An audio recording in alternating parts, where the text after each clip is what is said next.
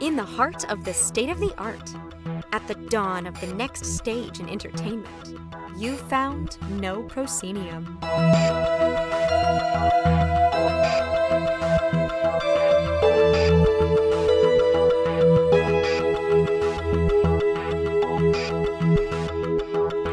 You have indeed found No Proscenium, the voice of everything immersive. I'm your host, Noah Nelson, and welcome to episode 382, a special Teamspeak edition of the podcast featuring the NoPro staff, including Leah Davis, Patrick McLean, Laura Hess, Blake Weil, and for the first time on the show, Parker Sela, our associate producer.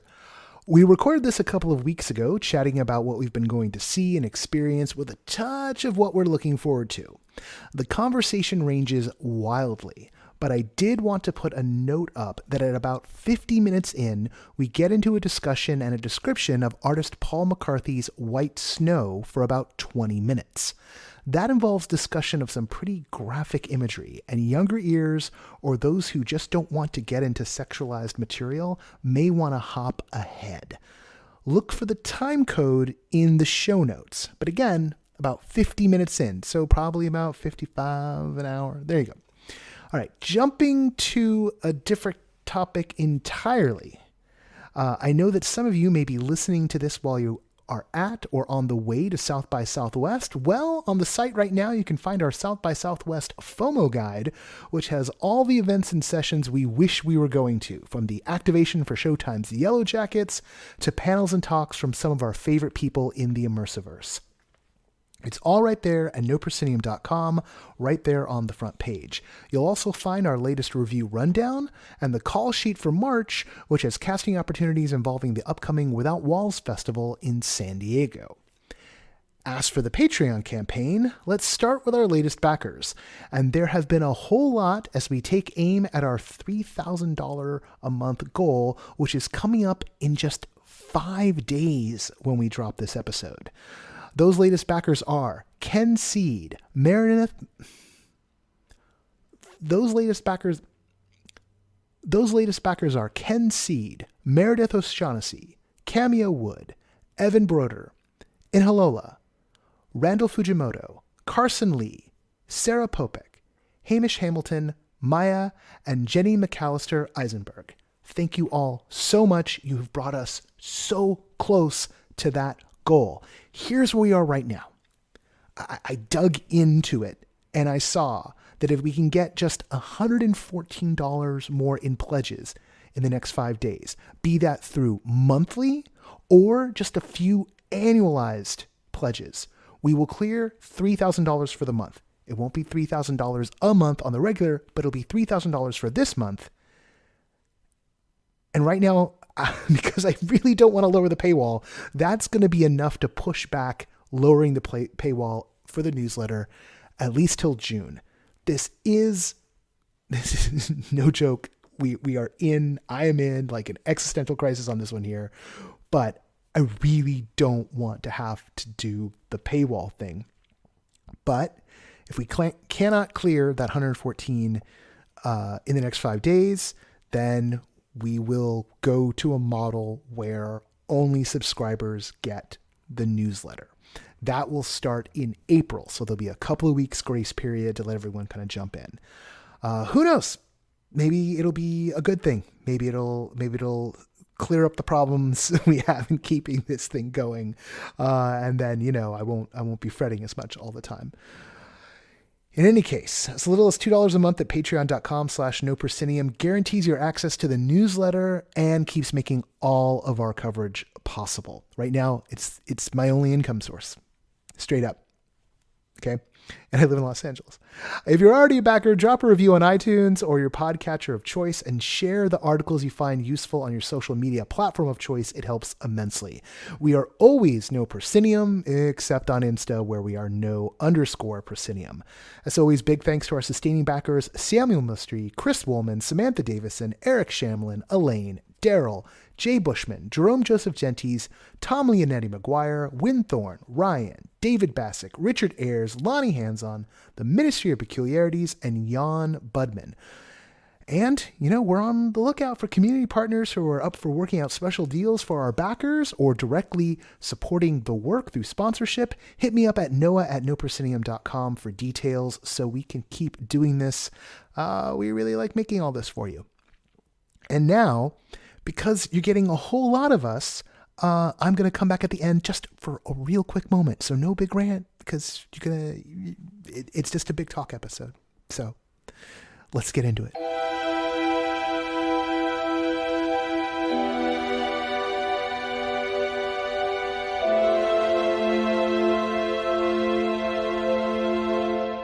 As I mentioned in the cold open, which I haven't recorded yet, this is a gathering of the NoPro team.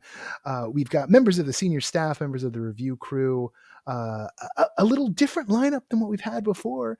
Joining us on the pod today, we're going to start with Leah Davis. Hi, I'm Leah Davis, senior editor, and I'm coming at you from Providence, Rhode Island. And tonight I'm drinking a mushroom root beer. Very cool. In Chicagoland... Hey there, it's Patrick McLean, the Chicago curator, and I am drinking Waterloo lemon lime flavor. Next up, out there in Philly. Hey everyone, this is Blake Weil, the East Coast curator. I'm having a cup of Earl Grey tea that is rapidly growing too cold to be pleasant. On the other side of LA from me... Hi, this is Laura Hess, arts editor. I am Sans Beverage. And joining us for the first time on the pod, a special treat, the associate producer of this podcast. Hi, I'm Parker Sela, and I am drinking a really pretentious cup of mint tea. Fantastic. These episodes are just where we kind of check in with the team, find out what everyone's been checking out, doing, going to, plan. We're going to break this one up as per our conversation before we start recording into essentially what we've been playing and then what we're looking forward to. So I'll just start because Leah, you got something this week that you're looking forward to, but what have you been digging into of late? Man, you had to start with me because... Yeah, I got to torture you. It's part of the game. So. I feel like I've been in a dry patch. I've been looking for new stuff. I've been going back to some tried and trues. So I picked up the... oh man, now I'm blanking on who put together this this packet of remote plays over Christmas, over the holidays. And I've been playing those. Play in your bathtub, for instance. Help me out here, somebody. Play in your I was going to say Club Drosselmeyer, but that's not right because I know you did that. No. Wait, Play in your bathtub? Is this this is not a theater company's? Yes. Yeah. That's okay. Yes. Okay, I'm going to confirm that. Listen, I promise this has nothing to do with the quality of the production. I just have no capacity to remember anything ever. It's a me problem. But I've been going back and replaying with some of those. I'm making some plans to get out to Sleep No More again pretty soon. I've got some new baby immersives. And otherwise I'm kind of waiting to hear what else is out on the horizon there. So I'm looking forward to this chat. All right. Drag me out when you go to Sleep No More. I haven't been in forever, and I may have some first timers to drag myself. So a little introducing the kids and hoping that they can debrief with each other while we obsess as old timers might be wise. Yes. Blake's always looking for an excuse to go up to New York, so any excuse whatsoever. Blake, you've been doing a ton lately, according to what you just told me a second ago. It got cut. What have you been doing? What's been keeping you busy out there in Philadelphia? So it's been kind of an intense couple weeks. I've been diving back into Lennox Mutual after a brief hiatus. As a heads up and disclaimer, I am friends with Evan Knighton, the creator. Leah's like all upset because Leah's like, "Oh, I've been doing Lennox Mutual," and like I was so shocked that Leah didn't mention Lennox Mutual. I haven't been doing anything, just 15. No. I have a Lennox Mutual call in 2 hours and 5 minutes. So I will just clarify without spoilers, because I know we should hopefully have some upcoming real time to chat deep on Lennox Mutual. That is the plan, I yes. finally hit I finally hit sort of the nougat center at the heart of the candy bar is the only way I can describe it. There is such a layer of stuff going on at the top of Linux Mutual, and I cannot say more than that. Once you get through that stuff and realize what it is you're actually doing in Linux Mutual, there is sort of a moment of delight, abject horror, and intense obsession that develops at exactly that moment, and I'm kind of regretting that I'm turning into Leah in terms of the depths of the way this is sort of colonizing my mind space right now. This is But like the outside of first that, time we've used like cameras like for one of these like in a long time, and like Leah and Parker are mugging so much right now. I just want to tell the listeners now they're laughing because like the thing that everyone doesn't know is like a lot of our editorial meetings just devolve usually into us making fun of Leah for not having written the review of Linux Mutual yet, and then just saying, but I've got another call coming up. So when Yeah, I Leah think we need to mentioned, actually like figure out what is the current tally between just this is very even important. Leah and Parker. But Leah, Parker, Very and important. Blake, I mean, what are we up to? We have to be up to like what, 50 calls? What are you, a cop? I mean, I'm responsible for Wow! I'm responsible for 6 of those. That's right. As much as I can disclose. But you mentioned earlier that I'm always looking for an excuse to get up to New York and to celebrate the end of the lungs in medical school. Hallelujah, the lungs are over. I went up to cover the Order of the Golden Scribe Initiation Tea Party, and also went to see Madness 1917, the next step in the paradox cycle at Doors of Divergence. Another great mugging from Leah. She's fuming that I went to see that without her. Good Lord, I'm going to see. Is it heresy or hearsay? What's happening? Heresy. Okay, but here's the thing: you need to see Heresy first. Well, I know You that. absolutely need to see Heresy first. So I am going to go see that in April, but the interesting thing that I found is you can't pre-book for 2 people to see Madness.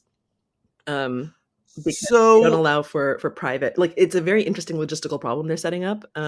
Madness has some really interesting logistics just to the physical room itself that I don't want to get into spoilers on, but also the pre-booking is going to be difficult because it depends what ending you get in Heresy, what version of Madness you're in, and that can change things like staffing requirements for the room. They've really built themselves a puzzle then, because you know, you go to someplace like the basement, and if you want to do, you can book like a run through the basement because it's all connected chapters, and also like who wants to go up to Silmar more than once if you can avoid it.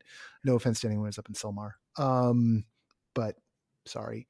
I can say this, though, in their defense, which is that they actually do have a really good system in place for conversions and turning people over from one room straight into the next. They just need a few minutes of prep time. Okay. It's the pre-booking that's the issue.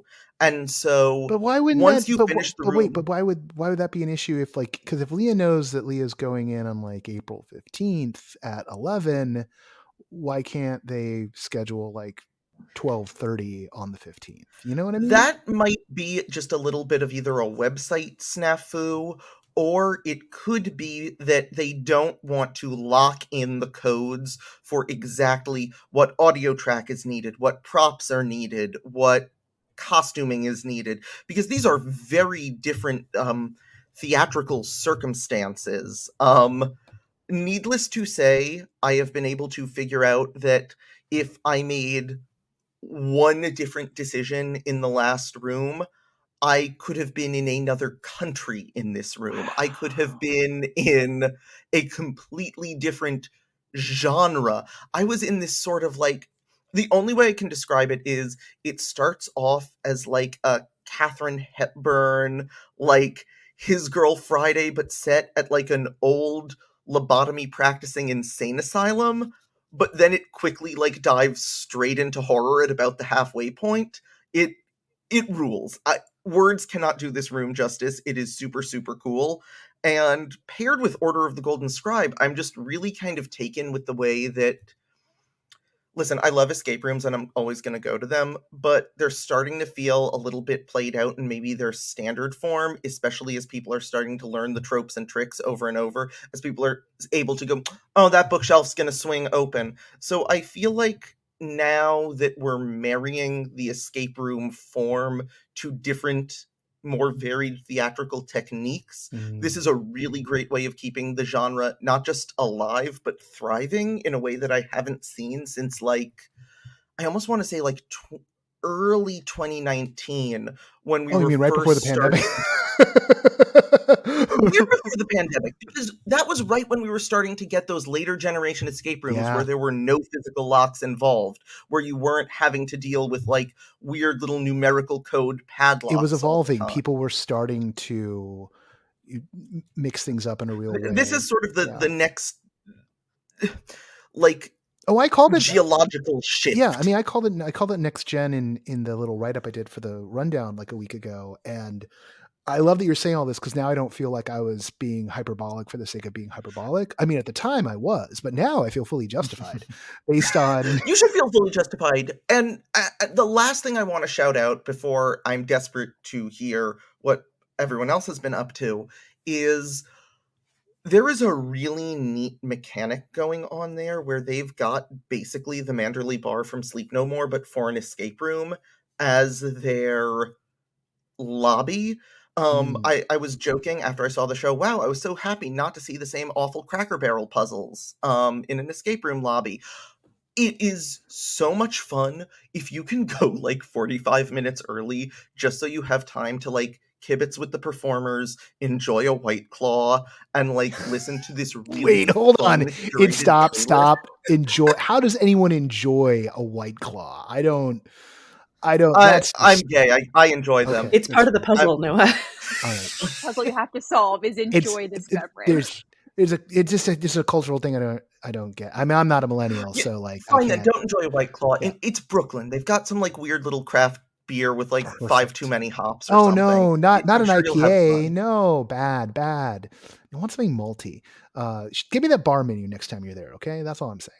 Whichever one goes. Okay, I'll make sure to pass that note I along. want to see the bar But menu. the point is, I really enjoyed. I had a White Claw and then I got myself a glass of red and just really vibed in this weird space where, you know, you're dealing with these sort of like oddball international around the timeline people. I think when I was there, we had a displaced Girl Scout troop leader who was talking about all her like affairs from her beloved 1980s. We had a 70s astronaut, and we had like an 1870s poetess, and this was just like a really fun motley crew just all playing off each other in this space. So these is so much fun. Are the actors for the rooms who are just like doing this like is off where they time?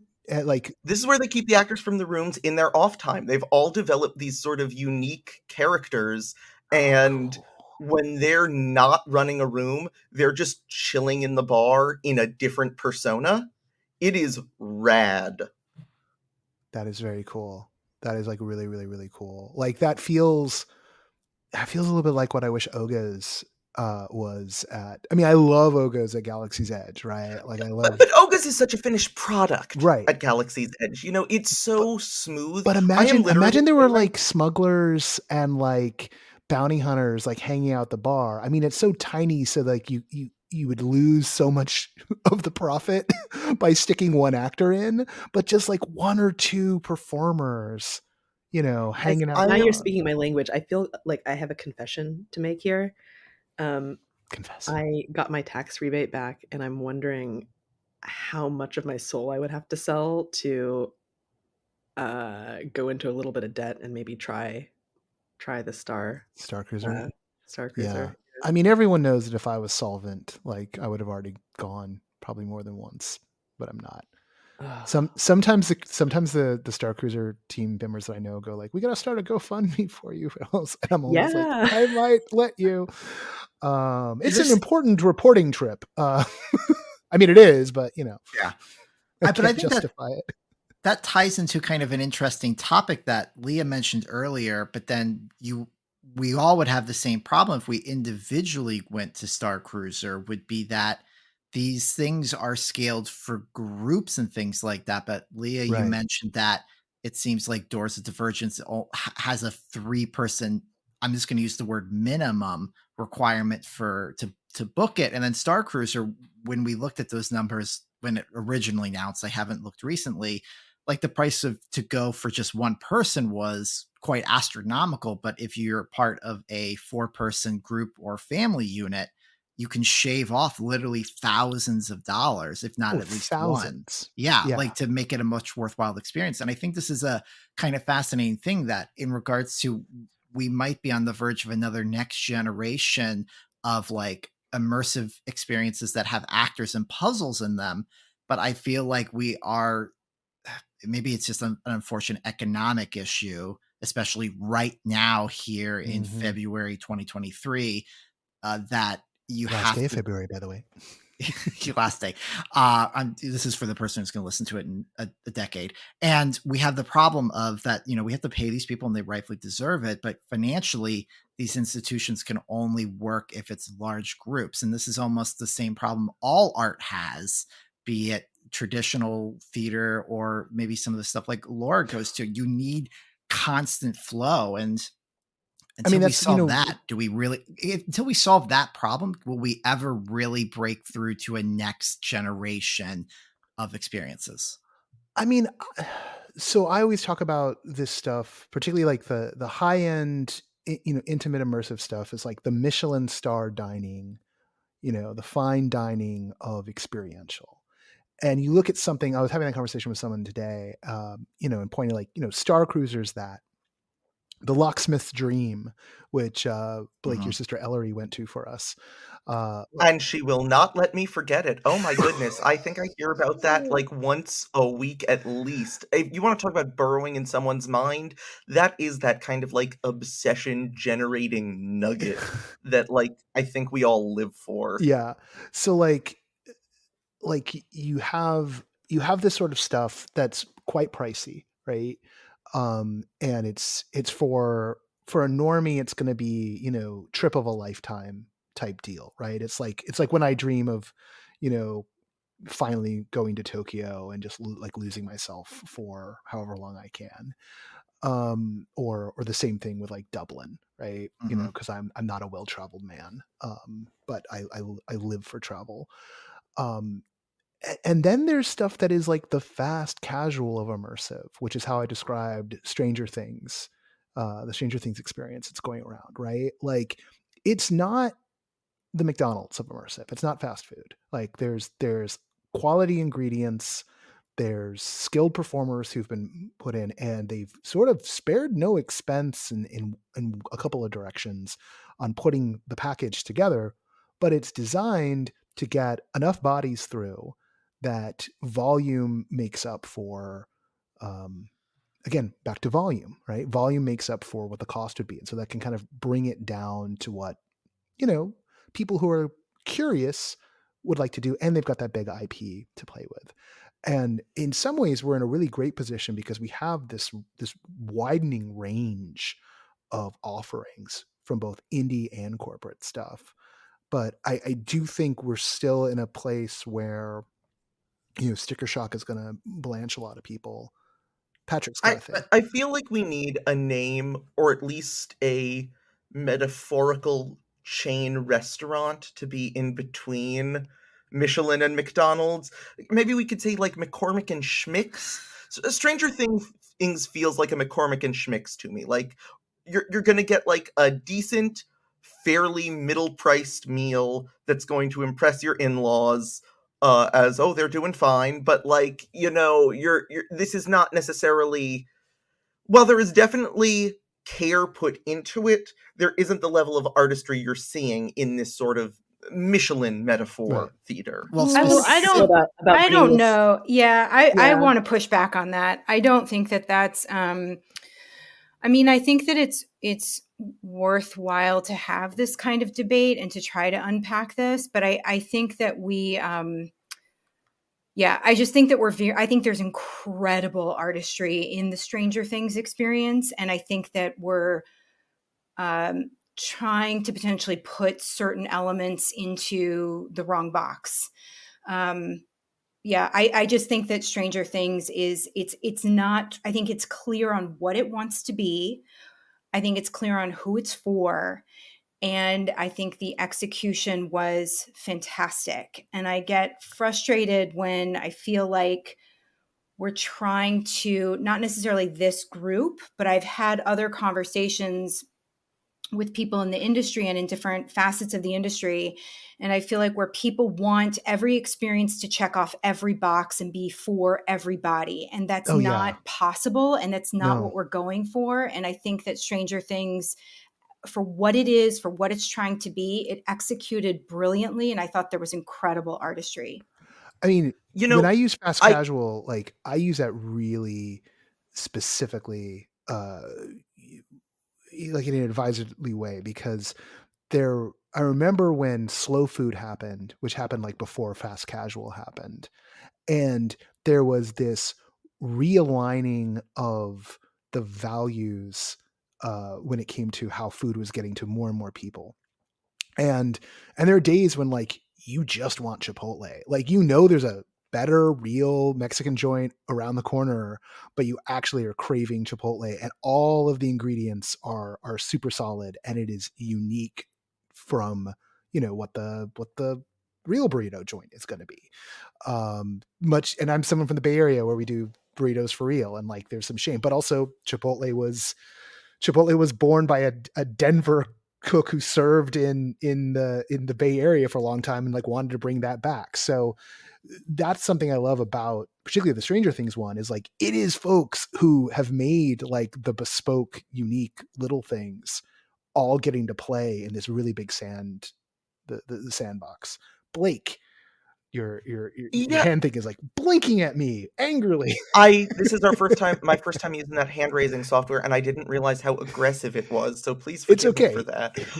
But no, I just wanted to say, Laura, I'm in full agreement. There's an old review of mine. I think it was for Obaken, the Japanese haunted house remote immersive, where I think I said that one of my favorite pieces, and definitely the most seen piece of immersive theater of all time, is the Haunted Mansion at Disneyland.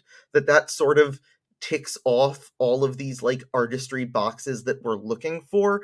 I guess, revisiting the food metaphor for a second, even though I was just trying to escape its orbit, I just saw the menu, and there is a difference. You talk about being all things to all people, and there is, definitely art in kind of any well-executed, hitting its mark attempt.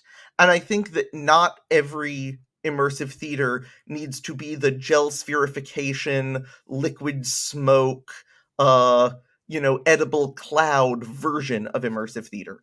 And I think that there is nothing wrong with saying that the Stranger Things experience is like the height of exactly what it is trying to be, and that the intent is so clear and so well executed that it's almost frustrating that there isn't a way to sort of categorize and then give 5 stars, because that is the 5-star version of itself. Yeah. Like there's different scales. Like it isn't really fair to compare a show at the Hollywood Fringe, which might be incredibly brilliant, with the Stranger Things experience, to the Star Cruiser, to Burnt City. These are all in the same. They can, there are performers and creatives who can swap between these things, but they, a 5 in one place is, it's a different kind of 5. But that's also one of the reasons why we don't run around doing stars on stuff, because like it's apples to oranges, and like everything gets turned into like Rotten Tomatoes. Like, this has got an 89% on No Proscenium. It's like, oh boy. But I do we think are we we need are to just make like riding the outer edge here, because I encourage everyone to go out and look for Pete Wells's most recent op-ed. He's the restaurant critic at New York Times, and he had this come to Jesus moment over the pandemic about stars specifically, and about whether Mm. stars are about quality and value, or whether they can just be about rating something within the scale of its own merits. And where he kind of ended up was like, essentially, I want to give this sidewalk vendor 5 stars for being a great sidewalk vendor, not saying five stars as Michelin rated, etc. Right. And how he's fighting Well, with the New York Times. Pete Wells also gave us that tremendous review of the Times Square Senor Frogs, where he was like, this is the greatest version of a Senor Frogs I've ever eaten at, and the experience I got here was absurdly valuable because, while per se might have better food, the waiters will not do the cha-cha slide with you, and I did not have a birthday hat explode at per se. That's So, exactly right. what are they If you doing, slip really? $1,000 to a waiter at Per Se, they'll do the slide with you. I've been But told. that's right, and I love that, and I think it's such an enlightened space to be from a critic. That said, he did spend like how many decades creating that star system and like buying into it. So it was sort of getting him to the end to be like, this is a brilliant revelation I've had, was sort of like, yes, thank you for that. I'm glad you're sharing it and saying it. But I just do want to maybe put a button on this really quick because we've been going a little long. Is that I think there's an issue in regards to also the accessibility of all of these experiences. Right now, Leah could book to go to the Stranger Things experience by themselves. They can do that for a Star Cruiser.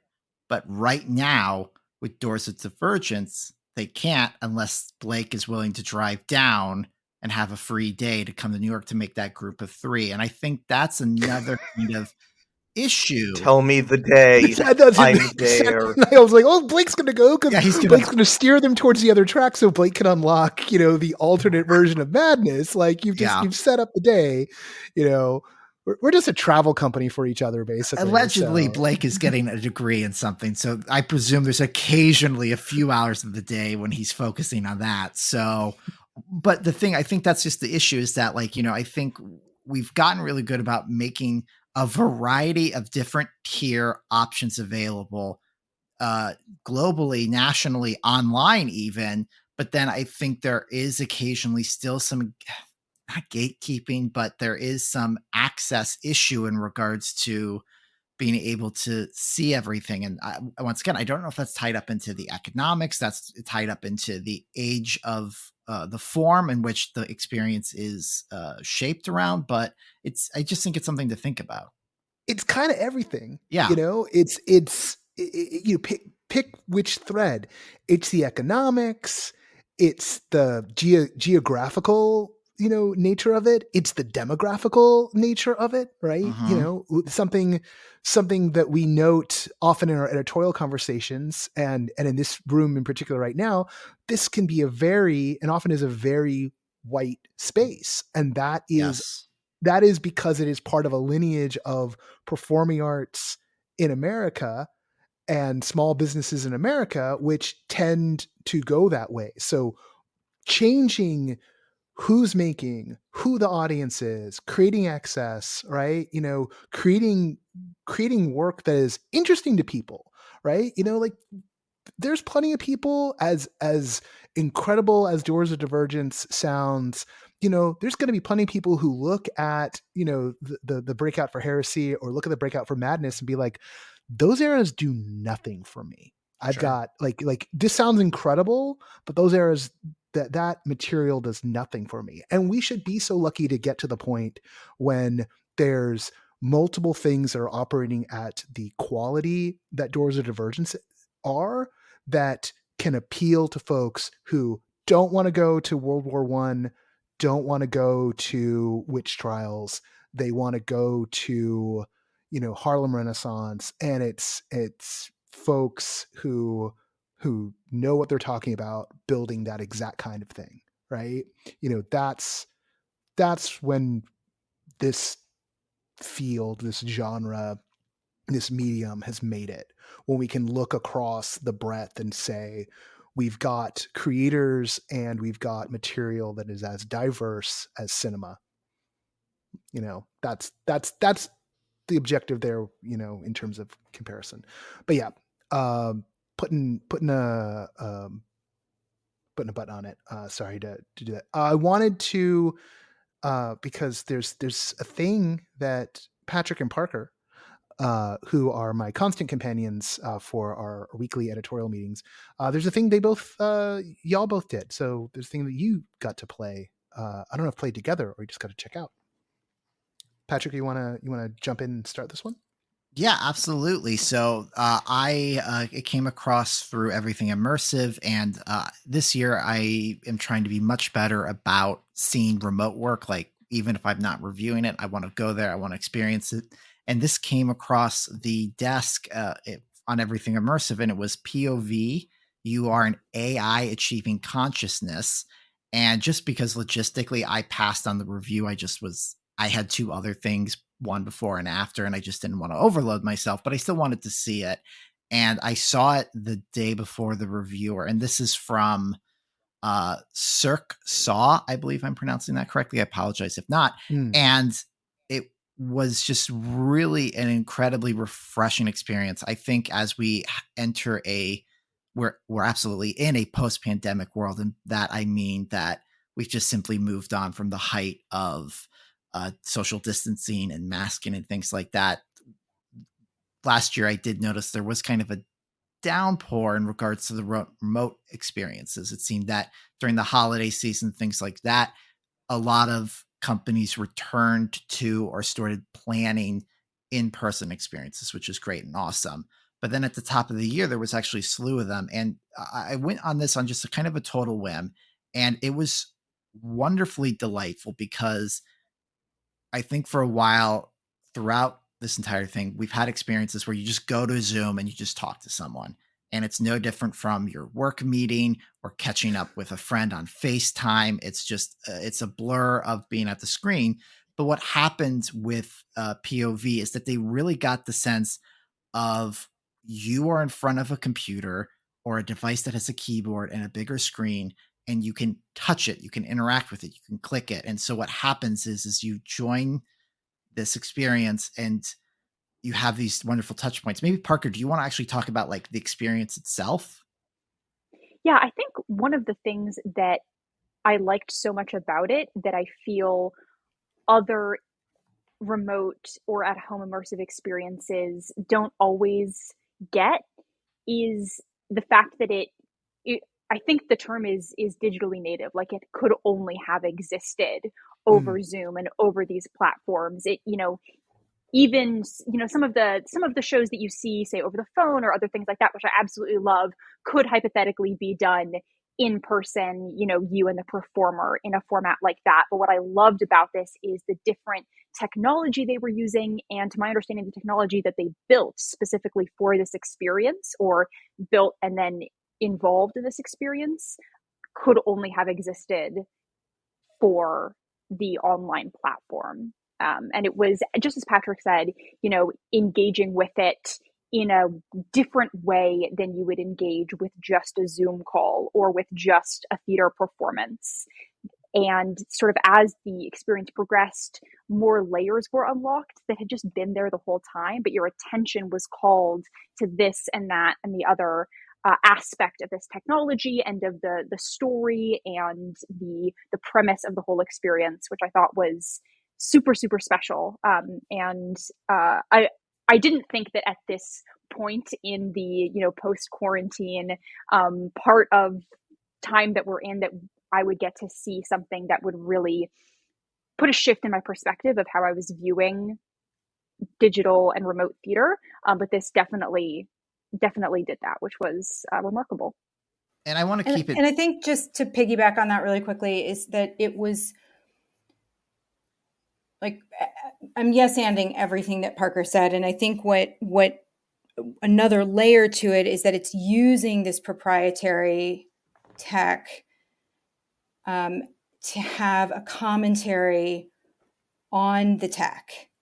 And it's our roles as participants, as well as the role of the performer, that also embody the tech, amplify the tech, and just technology in general. And what we've been going through the past couple of years with utilizing technology. So you sort of feel like you almost get sucked into the machine of the performance, this sort of metaphorical machine, but then the actual literal technology also amplifies that. So it felt like this incredible kind of, technological virtuous cycle, but in this really sort of like contemplative and like existential way. Yeah, and I want to be cagey about getting into specifics because I know they have performances through March 18th. I don't know if they're fully booked right now. Go to everythingimmersive.com and find out. But the one sentence slug line would be this: is that every audience member is a computer program who has encountered this kind of master program who is asking questions for the very first time. And then together you go on a journey of self-discovery, both through actual communication, but then also through using this click/touch point interface to make connections in the questions you're asking. And and I think a big part of this, and I think a through line of all of our comments, is that there was an incredible amount of intentionality here that was on point, that there was at every point you could take a step back. It was actually maybe even too tight in a way, because I saw the intentionality, like specific decisions had been made to heighten the drama, but then also the action. And then additionally, we clipped along at a very fast pace. It was only probably a 40 to 50 minute experience where I think shorter than this podcast. It's going to be shorter than this podcast. And I do think that I go back and forth. I think if you have the intention, you are more than welcome as a remote experience to go longer than an hour. But I think you really need to be like, do we need those extra time? And I thought that between the message and then understanding how the audience was going to use this, because it's a proprietary software, as Laura said, this was the first time I encountered this. I didn't have any issues understanding what to do and how to do it, where there's been Zoom shows that I've gone to. I know a lot of the staff loved Echelon and had a lot of great experience. I constantly struggled with that interface. Eschaton, thank you. Thank you for calling me out. I struggled with the interface. I didn't know what to click, where to go. And like, it wasn't complicated. It was like images and things, but I got kind of left behind because I didn't see anyone. I knew they were off in little tiny rooms, where with POV, there's a short learning curve, but we're talking 30 seconds and then you're in it. I'm not sure, maybe Parker or Laura, you had similar thoughts on that. Yeah, absolutely. I thought the software was very intuitive, but more than anything, the performer, Nicole Urbana, I think I'm pronouncing their last name correctly, was phenomenal in getting us through that learning curve and getting us right away into that on-ramp. And I'm sort of listening to the words that we're saying right now and thinking, if I was hearing us talk about it like this and I didn't know the show, would I be interested? And I was like, I feel like it sounds very pretentious what we're saying, but this show was witty. It was quick. It was smart. I had a smile on my face. I laughed out loud. It was all of these sort of like high level things that we're saying, but it was also simply a fun time with really great text performed excellently, like on a very surface level. That was one of my favorite things about it, was just how quippy it was. I'll tell you what, guys, there are in fact tickets available still. I just booked 2 of them for the night. Doing what we do best, which is selling each other on shows and going to things. I'm gonna bring that up in a second. But I hadn't realized that it's free. It's a free ticket. Yeah. You can donate for it. Okay, wow, yeah, that's great. Yeah. Parker, I'm really glad you brought up the fact that it's witty and fun, because, we love to analyze and dig in everything, but we often take it as read as like, oh, well, we were enjoying this, which is why. But I think it is important to call out why something is fun and pointing out the wit, pointing out the skill of the performer. Thank you for doing that. I want to pivot over to Laura because it is art season in LA. Like the season has begun in earnest. Usually because, it's winter in Los Angeles. That's not a thing. Let's do a bunch of art shows because we can. And silly Los Angeles, we got blizzards this time. But there's been a ton of stuff and you've been going out left and right. So what's been there and what's it got you thinking about? Yeah, so as I mentioned just casually, here's my theme. I'm really crabby about crabbiness. And what I mean by that, and this actually, I think, carries over into, or there's overlap with our conversation around like the, star ratings and even analysis, like having this analysis about POV, but then also saying like, it's just a great time. It's fun. It's witty. Absolutely. So in the art space, I've gone to a couple of shows recently that I'm always really interested in what other people have to say. Like I certainly have my own taste and I feel confident in my own taste and my own evaluations, but I'm also really interested in how other things, how things land for other people.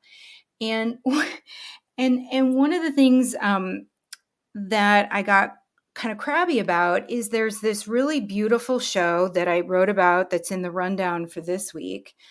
And it's a Turkish artist who's based in LA. His name is Rafik Anadol. And the show is at the Jeffrey Deitch Gallery, and it just opened. And this is just really incredibly gorgeous work. It does use artificial intelligence. He is collecting a massive amount of data, which then goes through all of these processes. The data is scrubbed of any kind of human identifier, names, faces, all of that. And then he controls also even like, for example, the learning rate for these different neural networks. So there's a lot of thought and care that goes into this process that is also using AI, but AI is a tool, and he actually refers to it as a thinking brush. And he refers to, he uses data as pigment.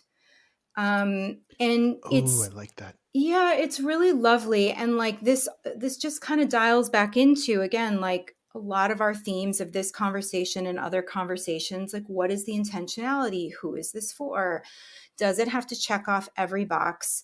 And I know I've said this now a number of times, and I'm not trying to be a broken record, but I'm really worn out by some of these like projected art conversations where people have just decided that like carte blanche, they're worthless and that they're just a cash grab. There's no value. And I absolutely agree that there is a spectrum of quality. I absolutely agree that there are ways that we can make those better. We can amplify those. But I think one of my biggest issues lately is this idea that across experiential, that agency is king. And agency doesn't necessarily have to apply in every context. It doesn't have to apply for every production. And there were some write-ups about that I came across about Rafik Anadol's work. Some is current. It's in New York. There was also some other stuff that was written a couple of years ago and just really dismissive. We're in a kind of like hot seat right now around AI and specifically like in this case, AI generated art. And I think these are really worthy conversations, but I'm really frustrated by people that are just writing things off and not taking the time to dig in. We don't all have to agree, but I think really trying to have these thoughtful assessments and not just saying like, well, if it's AI generated art, it's bad. Or, and we can pivot to this in just a moment, to Paul McCarthy's massive installation White Snow that you and I both went to, but separately. And that has a different... just so everyone knows. Yeah. Yeah, and that has a different kind of end of the spectrum in terms of like desired emotions and undesirable emotions. And in this case, in Rafiq Anadol's case, it's really beautiful digital art. And I think that it's easy to just write it off as like vacant. And as one critic said, who did actually call it a little vacant, that was the quote, and also said that it was akin to an extremely intelligent lava lamp, which actually that made me laugh. Like that descriptor made me laugh. I wouldn't be insulted by that. I have no idea if Rafiq Anadol is insulted by that, but I also think it's I think it's just it's glib, and I think our roles as critics, I just think it's easy to be like, oh, it's beautiful, and thus it has minimal value, and then we can get into White Snow by Paul McCarthy, which is really disgusting and grotesque. And I think it's easy to say, oh, that's disgusting and grotesque and has no value. And I reject both of these. I think that there is value in so much of this, whether it's beautiful or disgusting. And so, Just for the benefit of the audience at Yeah. home, I am Googling these pieces from my desktop as you talk, but could you give us just a quick summary of like what you are looking at and walking through in these gallery spaces? Specifically of Anadol's work? And of White Snow. I'll take because White Snow. I am hearing take a visceral, hateful reaction to that. In a good way. I'm not saying like you hate the piece, more just like it evokes a strong disgust in a very intentional way. And I want to hear you articulate Well, I'll the take process of reaching there. I'll take White Snow because I can encapsulate. I had very long. I took Siobhan O'Loughlin to go see that, and we were there for 15 minutes and absorbed it, and then we're like, cool. And some of that was thanks to like Laura had said something earlier in the day I went that made me go, huh? So I'll take some of that. But Laura, you break down what you see at Rafiq's show. Right. So, okay, a Rafiq show, which is incredibly well executed. It's very thoughtfully done. So this particular show is called Living Paintings, and that's exactly what they are. So this is digital art. It's animated. There is one massive wall. It is 40 feet long, this massive LED wall that goes straight to the floor.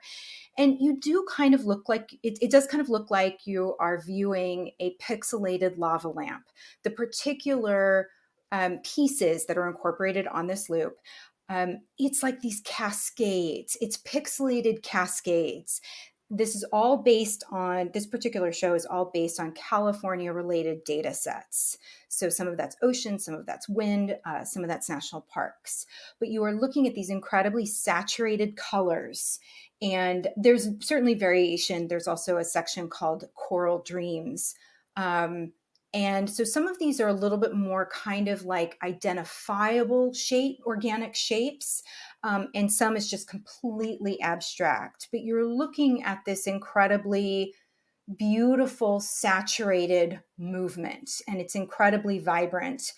In the rest of the show, there's much smaller works that are framed animations. There's a couple of relief sculptures. There's also a mirrored infinity room that apparently toured around the world. And yes, of course, it's very Instagrammable. It's also delightful. I had an incredible amount of kind of sensory movement, a little bit of like, you know how if you're like when you're a kid or maybe an adult and you ride a bunch of roller coasters, or you're in the ocean all day and you get off the roller coasters or out of the ocean and you still feel that movement, you kind of feel that visceral response in this room. So very visually stunning. And also I personally had a real kind of physical response. And then there's also the largest artwork actually in the entire show is a process wall. And Anadol explained to the LA Times that this is really all about trying to demystify the AI and what it is doing. And I thought that was a key component to understand for this particular painting. He's using these data sets, and this is how it's incorporated. So you don't feel like, it doesn't feel gimmicky in any way. It feels incredibly like there's real artistry, there's real vision and creativity. And from that like beautiful kind of mood of Rafiq Anadol, I'm going to throw it over to Noah for White Snow. And I think there's another conversation to be had about unpacking, you know, AI art or AI assisted art. There's a lot going on there between aesthetics and intellectual property but it sounds like what Rafiq is doing is very different from the kind of Mid-Journey, those sorts of tools. Something that doesn't really engage labor issues because one, Rafiq is using it as a tool, as a brush, as paint, and is crunching data to create visualizations. Right. But these are thorny issues. White Snow, Paul McCarthy's, not McCartney's. Try and Google it. You'll make a mistake. It's fun. White Snow is a piece that was done, I think, originally over a decade ago, or just about a decade ago. It is both a large-scale installation and there is a film component of it. Indeed, much of the installation is a recreation of the artist's home where the film was made a decade ago. McCarthy is he's like 77 now or thereabouts. It has been a very well established installation sculpture artist, taught at UCLA, famous, well renowned, and known for doing transgressive pieces, like very transgressive pieces. There was one that was a Christmas tree that was quite obviously a butt plug. So like this is the kind of juxtaposition, humor, dialogue that you're getting into. So this piece was staged for this show. They're a very large warehouse kind of soundstagey space in East Los Angeles. When you entered, the first thing you were confronted with was the sounds of people having what sounded like very raucous, possibly slightly violent sex being boomed out throughout the space. There was up on a frame on an elevated platform, there was a large installation that you could walk up a set of stairs to get to viewing and kind of view at waist height the floor of this. There was this sculpture of trees, very large trees, kind of slick, maybe a little mucusy even.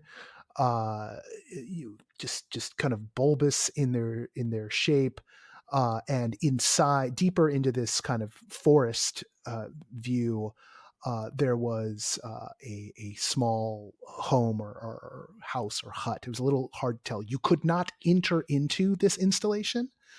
You could only view it from the outside. If you went to your left, as I did, you found yourself in a kind of gallery space. There were some rugs on the floor, and above projected were 3 or 4 large projections of a video loop. This is a multi-camera 7-hour video loop of basically a porn version of Snow White and the Seven Dwarfs, for lack of another way of describing it, because that's exactly what it was. There was a young lady who was having sex with the various dwarves. The dwarves, I think there was also sort of there might have been like a Walt Disney-ish figure who was, when we walked in, being violated in a specific way. I will say, I don't want to get into too much detail here. And there was a lot of what looked to be fecal matter, just kind of like all over the spot. If you passed through that zone, slowly or quickly, I want to preface here. I did like minimal research going into this one. A friend who I know has like some kind of extreme proclivities, was like, "Are you going to go to this show?" And I was like, "I'm thinking about it." And then I saw that Hauser and Wirth um, was behind it, and Blake's going like, "This is a lot, and not what I got from the press release." And this is the thing: there in none of the write ups I saw, there's no. It says like 17 and over, right? But there's no word that you're going to see any of this stuff. Like, there's no trigger warning, Yeah, right? You know, I was expecting. no, they don't do that. Not this. That's not okay. No, and even from the pictures that I saw, like I thought there was going to be some things that touched on it, but not to the to the extremity. Like at points, it sort of felt like, oh, it feels like I've fallen down some really old something awful forums, and I you pass through that. If you're going on the kind of clockwise, you pass through the video gallery, you come on to the other side of the what you now realize is a shit forest, and can see the house a little bit better. The sort of fecal nature of the trees becomes a little more obvious now that you've seen so much fecal matter or something purporting to be fecal matter. And there's some figures in the space that are sculptural of characters. And then if you pass into the next room, continue to go clockwise, there's then some chairs set up, some video monitors set up. It is more of the loop. And then there is a 3/4 scale model of the home, which you can move around it, like the full home.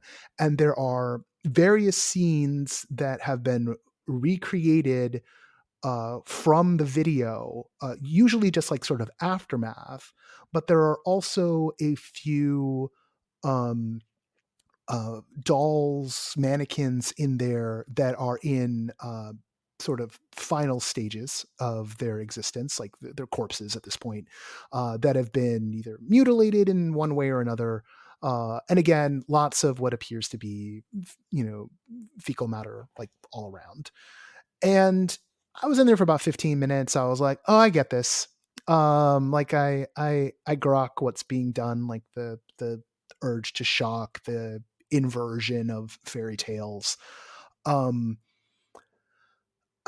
Dive deep enough in enough things where like I wasn't moved one way or another. Like the needle didn't move in me. My friend who was with me, and Siobhan was with me. Siobhan felt nauseous. Laura had said earlier in the day, because I'd asked like, "Oh, how long can we be in there for?" Because like they had timed entries every hour. I was like, "Oh, did you stay? Like, could you be in there longer than an hour?" There were people that I was meeting up with who, like, I was like, "Oh, they're going in before me. Maybe they'll be around." And Laura said, "You probably could, but I got nauseous and left." And I sat for the rest of the day wondering why Laura got nauseous, because there was like things in the waiver for this that was like, if you touch, touching a thing and like making sure you're behaving. And if someone's feeling ill, or if there's like someone of a younger age feeling ill, you make sure you move them away from the thing, and like a lot of stuff that felt more like we were going to a fully interactive, immersive experience that might get into some extremities, or maybe something that had a tilt-a-whirl. So I kept on imagining that maybe there was a tilt-a-whirl as part of this, and that's why Laura was nauseous, and not realizing because there was, fecophiliac porno stuff going on, which, if you get the right lens on it, if you put it into the context of the rest of, McCarthy's work, and you accept the analysis of what this is commenting on, then it all makes sense.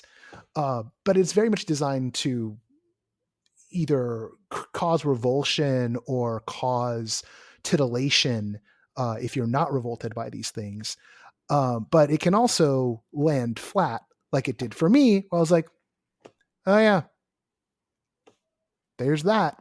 And take, that bro. I found was But kind of like, what's interesting about this is that McCarthy himself says that, so I stayed for an hour and felt really ill by the end. And I think that, so the part it's 4 channels. The film part is 4 channels, 7 hours total. And some of the video that was looping when I was there was not so much around Snow White, but who in this case, everything is inverted, white snow. So it wasn't so much the sort of orgy romp or whatever. It was incredibly fecal centric and just made me so ill. Because and made me feel so ill in particular, not just because of how it was shot and the angles and how graphic and how like just exaggerated. Really, let's be clear, graphic, really graphic. Yeah. But also there was kind of this overlap between sexualizing, this sort of fecal fetish, and you couldn't tell if these particular like moans by the princess character was she straining or was she climaxing? Ugh, let's not go into too much detail. No. But so the point being that like, okay, so this is so that's what this is. So, and I didn't know. I had seen sculptures of McCarthy's. I didn't know hardly anything about the film work. And I think there were a couple of really interesting things to unpack here. And I'm working on an op-ed about this. So the last time that this was shown was the only other time this was shown. And that was in New York in 2013 at the Park Avenue Armory. So we've got a decade between these two exhibitions. And what I was trying to kind of unpack for myself is like, what does this mean about experiential? And what are our expectations of experiential? And we talked about some of them just a minute, at the top of the conversation. And a minute ago, I was talking about expectations around, AI generated art, etc. So there were a couple of things that happened when I went to White Snow. One, I was massively frustrated that I couldn't go in the forest. I mean, this is me too. I thought we'd be way more interesting if we could walk around the shit forest. Right. So I think this is like, what does that mean that there is this? I mean, these are 24-foot tall trees. This is a huge installation. And to have this incredible build and to not be able to go into it, where I think that we have adopted these, kind of an entitlement, like I should be able to go explore that. I have this sort of sleep no more complex. Like I should be able to run around in that forest and root around. And so I had this real visceral reaction that I couldn't go into the forest. And I was so frustrated by that. And then you're thrust into what does feel kind of normal to us of this like voyeuristic, or what can feel normal to us, this kind of voyeuristic role, again, a la Sleep No More and numerous other productions, where you're looking at this 3/4 scale house and these kind of horrors within. But there's so much also that you are restricted from. So I think there's a lot of tension that is played with here that, again, on its surface, there is, I certainly, like I said, I was so nauseous and I was like, I want to get the fuck out of here. And at the same time, I thought about that installation. I talked to people about it. I looked up a bunch of stuff. I was reading about it. It clearly had a huge, I dreamt about it. It had a huge impact on me. And so this is where I feel like it's easy to say, okay, it's grotesque and he's just going for shock value. That's actually not what he says as an artist in terms of what his goals are. And sure, could we kind of write off Paul McCarthy as either a total pervert and just be like, he's a pervert and his work is just a manifestation of that? Or sort of what can often happen in the art world where, okay, he's just going for shock value and he's a genius. And we're just going to elevate his work because it's so shocking or it's so depraved. But I think that there is much deeper analysis that can be done around what does it mean if something has a massive impact on us, but it's an undesired emotion? I don't want to feel nauseous. And I feel kind of nauseous actually just like talking about it and thinking about it. But like that can still lead to transformation, which is ultimately what all of these experiences, what we're hoping to get from, what I think most creators are trying to lead to in some way, big or small. And so I think that there is more value in saying like, okay, it did not make me feel good. And I think there is so much value in that. And Blake's got something. I'll go to Blake in a second. I feel bad for you that you dreamt of it. I mean, the funny thing to me is I talked a lot about it that evening with the person I saw it with. And a week later, another person who had seen it, who was in before me, we part of our conversation covered it, but kind of a blip. But by the next day, I'd completely forgotten it. Right. It was just it just slid right off. I can recall all the details. I can memory palace myself back there right now, it's in the brain, but it's just, it's not bouncing around up there. So I think part of this comes down to also, a bit of the eye of the beholder stuff. And I'd be very curious, given that, the artist is literally is a year too old to be a baby boomer. If they were doing it all over again, would they create channels so that people could move through the space, right? It would have been sort of not a thing people were doing as much, right? An installation wasn't necessarily a thing you would always move through, wasn't conventional to be surrounded by something. Or would they continue to oh no, I want you on the outside looking in. I want the voyeuristic, expression of this. So jumping in on that note exactly, I just wanted to kind of point at least one finger to a counterexample in the form of Ragnar Kjartansson, who has his installation work going way back. We're talking The Visitors, Woman in E, and whether you like him like I do or think he's a little bit pat, a little bit trite, like a lot of people I know do, there really was kind of earlier agency, I guess, in a pre-immersive boom space that I would at least place some weight on in viewing the voyeuristic intent behind not giving you that freedom and range of motion.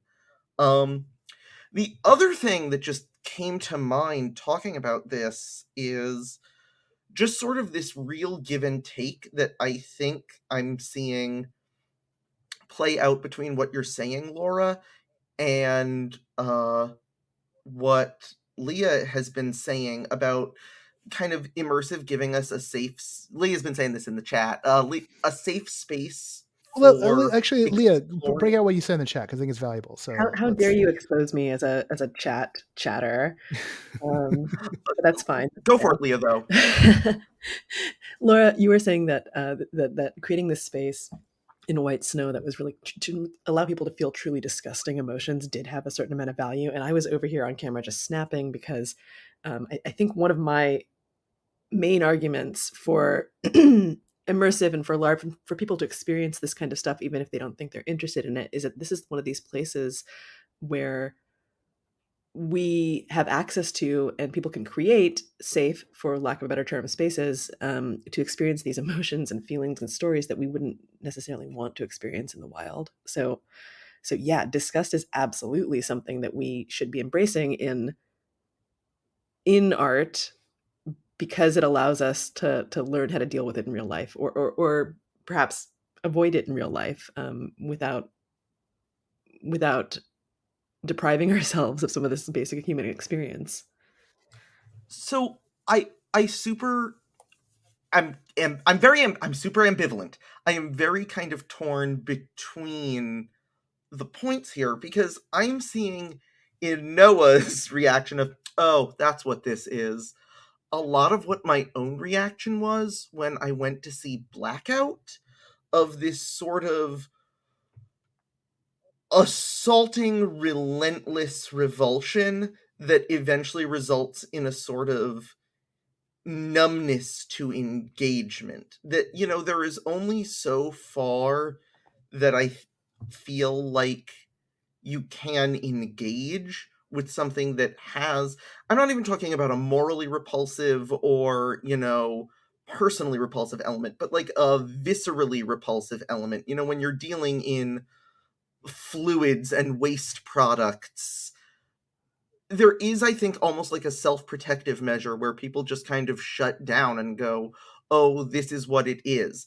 And so while I am super in agreement with you, Leah, that we do need space to explore these safely and with some level of balance, I'm also wondering at what level something like this becomes self-defeating. But then again, to Laura's point, that's good art. I mean, if I'm thinking about the nature of art, if I am thinking about, my own, not just the material, but my engagement with that material, then I think it has achieved an aim of art, even if it wasn't the specific and individual aim of this piece, which I can't speak to. But it's certainly provocative in a way that good art is outside of shock value, but I do wonder about that level of sort of like thought-killing repulsion. Well, there's thought killing repulsion, but then there's also just like, if you're jaded in the right way, then, there's no shock. You walk and go like, yep, that seems to be the logical out, follow of where this is going. Okay, I get it. Or if you're go for it, Leah. No, God, no, I was prematurely changing the topic. I'm so sorry. Oh no, and actually we should. Like we've blown like an hour and 12, and like I think we've been talking about White Snow for the past feels like 20 minutes. But like and also we're not gonna resolve art today. Like we solved art, everybody. Like it's not. The right person going to that show, or the person who needs to be shocked, right? The person who's gonna get in there, it's gonna click something. But it's going to fall differently for a lot of different people.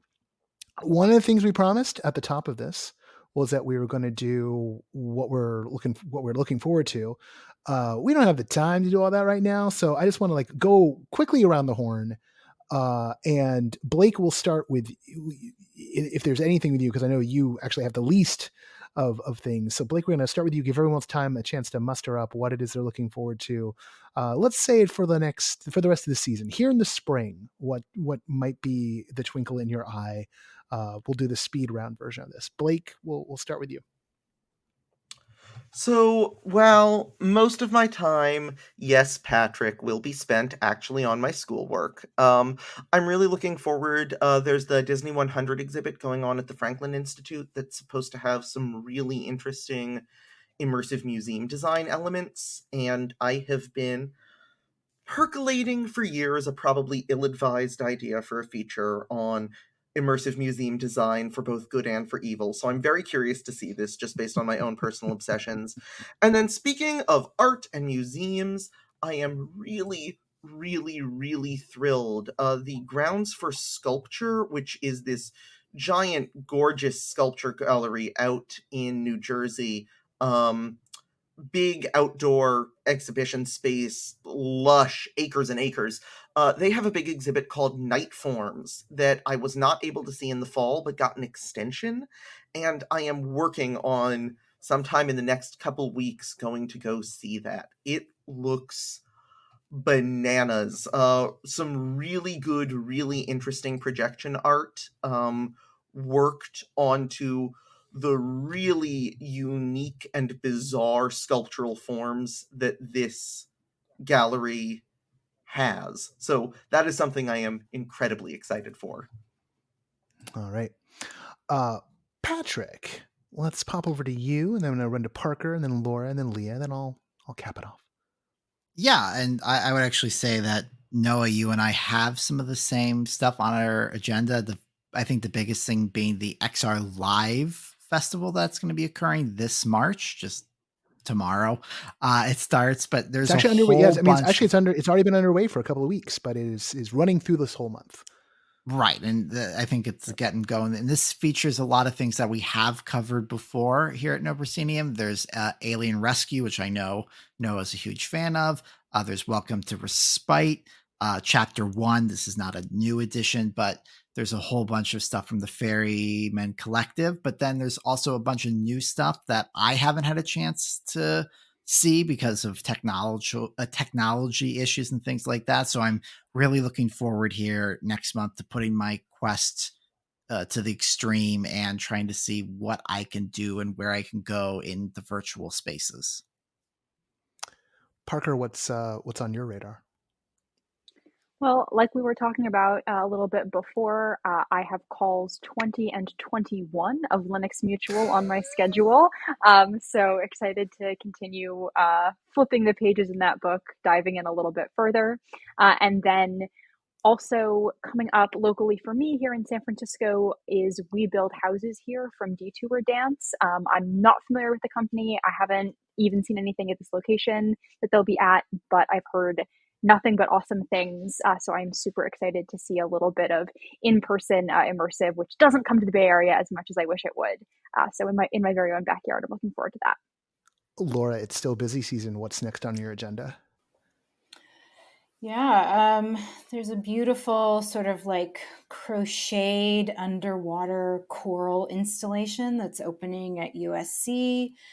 And I'm headed to Desert X. I'm trying to figure out also a trip up to Sonoma area because there's a winery that has a massive world-class like large scale sculpture collection. It's called the Donham Estate, and they do art tours. And I mean, they have art by Ai Weiwei and Doug Aitken, and Wow. so I'm hoping to.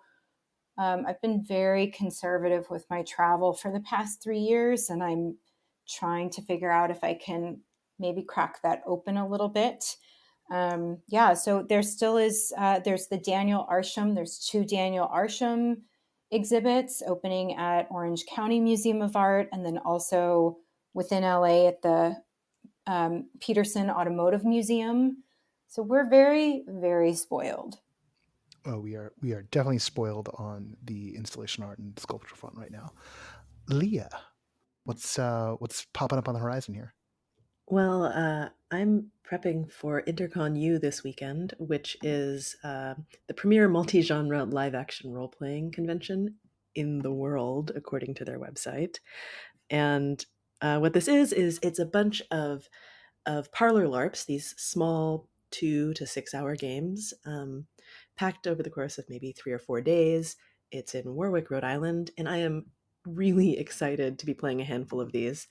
I've got a game called Before the Ordeal, which is about 4 squires going through a bathing ritual as they decide whether or not to become knights. I'm playing a game called Adrift on a Starry Sky that, speaking of safe spaces to discover emotions, this is a serious game with science fiction themes lasting 4 hours, and it explores what it means to be human, the limits of endurance, and the human will.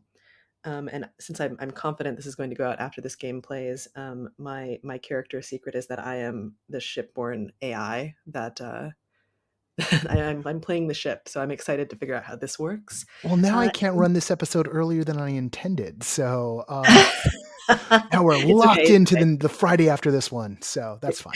That's fine. And Let's switch things up. and one beautiful little cozy LARP that I'm really excited to play is called Between the Penthouse and the Lobby. And this is a game about what happens to 12 females, 12 women who are dealing with very different life problems when their elevator shuts down. And you have 3 hours to sort of live your lives in this space. And you know 3 what? hours Finally, to role play being trapped in an in elevator. an elevator with people that you may or may not need to confront. You know, and the reason that I signed up for POV is because the last game that I'm signed up for is one that I have played before remotely called Here Is My Power Button by B. Atwater. And it's a beautiful game about AIs learning that they are AIs and learning what it will mean, what means. Leah, do you what it means suspect that to you really might be run an down. AI? That's what I'm kind of getting. You're playing the shipborn AI. You're going to shows about AI. I'm Are you? I'm not saying that I get typecast or that my favorite show for a period of time was Dollhouse, or that maybe I would absolutely become a host. But you know, it has been said. It's been said. Cecil Motive Functions. Sorry. What? That didn't sound like anything to me. Brilliant. Very good. Sorry. Just I couldn't resist. It's all too good. Dragging up the rear here. I'm very curious as to what our friends over at After Hours Theater Company have been cooking up with the Shakespeare Center of LA, because they're tackling a Tempest production.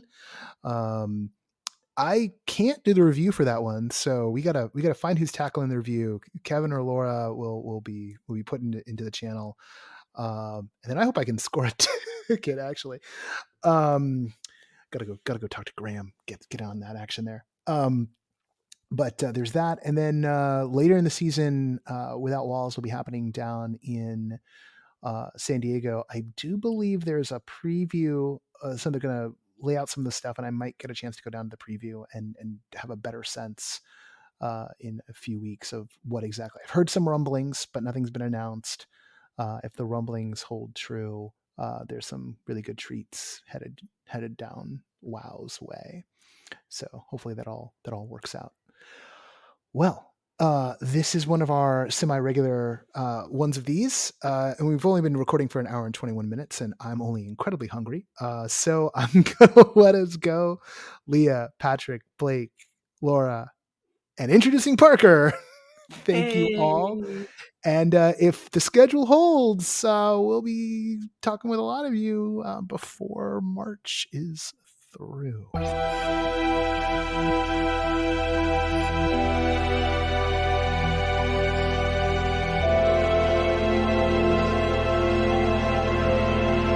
Once again, I want to thank Leah and Patrick and Laura and Blake and, of course, Parker. Hi, Parker, for being on the show this week. It's been a minute since we did one of these, and we will be doing some more soon. Gonna keep them in the regular rotation. Probably ought to do like one a month at the rate we're going.